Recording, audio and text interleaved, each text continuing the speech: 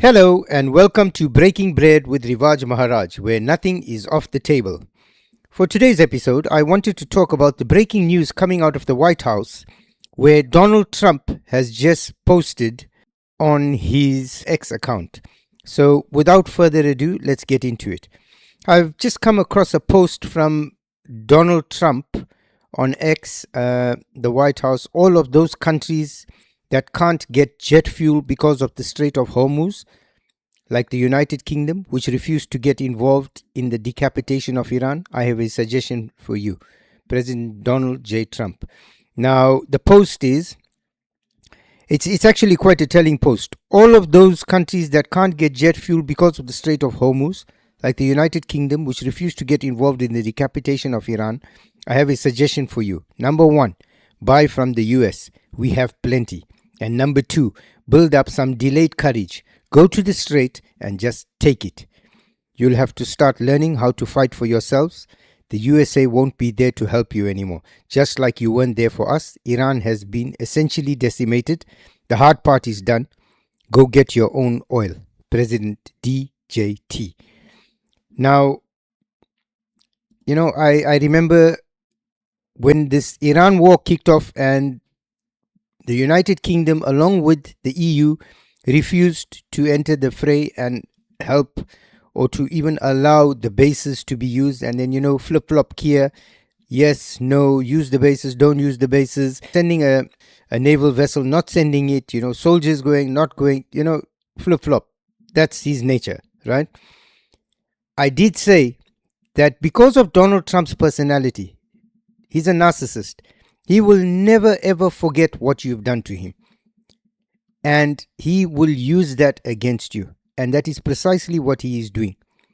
NATO can forget the United States coming to its assistance. Short of NATO paying the United States to intervene on its behalf, if the Russians decided tomorrow to launch attacks on NATO countries, the United States would probably sit back and watch. If it was the UK, Spain, these are the countries that Donald Trump now has a personal grudge against.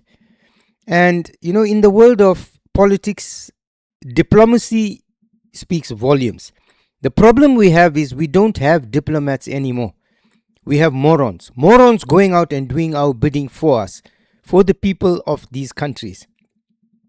And they just dig deeper holes. This post by Donald Trump is, some will say, okay, he's scrambling, he's being incoherent, he's clutching at straws at the last minute. But there's a deeper underlying meaning here.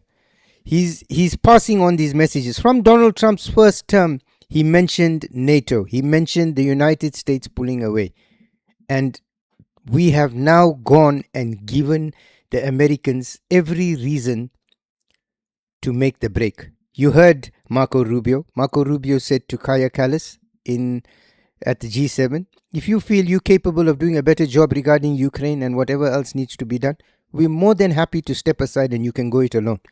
NATO is incapable of doing anything on its own.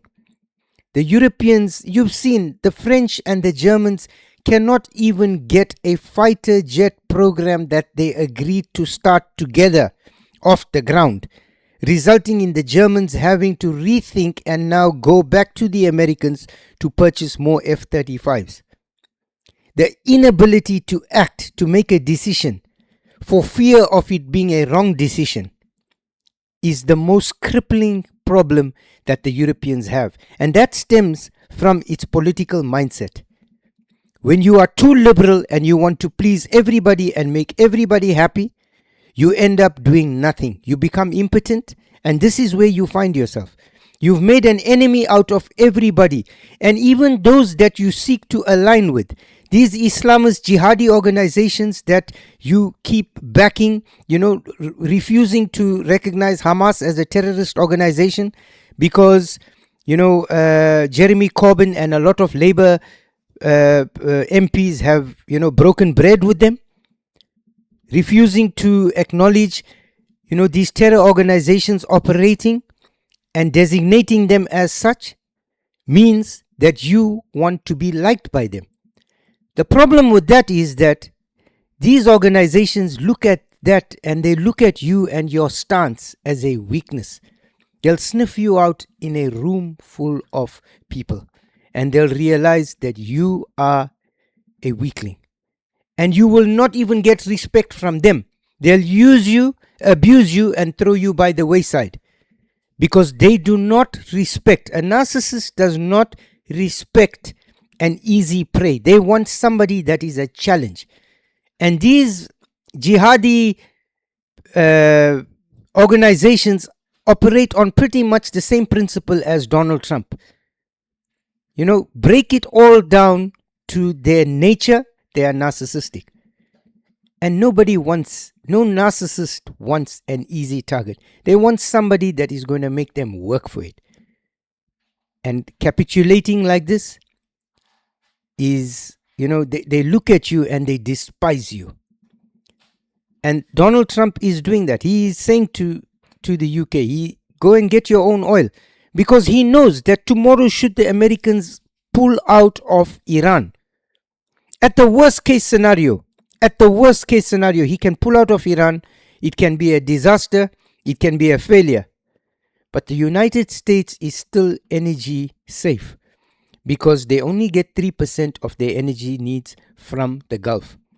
He'll do a deal with the Russians. He'll get the Indians to refine that oil in Venezuela and he'll buy that oil or he'll use that oil. So he doesn't need to go near the Strait of Hormuz.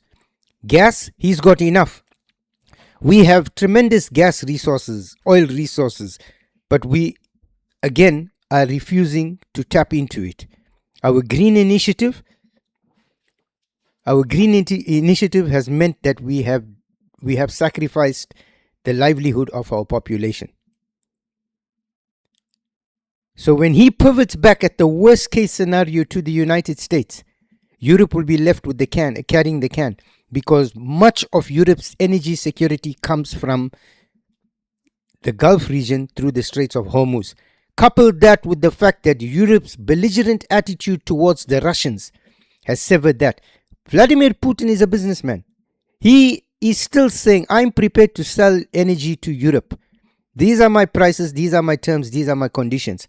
But the Europeans are so hubristic that they are unable to even go in and say, look, we made a mistake, let's do a deal with the Russians. They will rather put their people through hardships just to make themselves look good. And as long as we have morons like Callas, von der Leyen, Starmer leading the pack, they'll throw their people down the drain.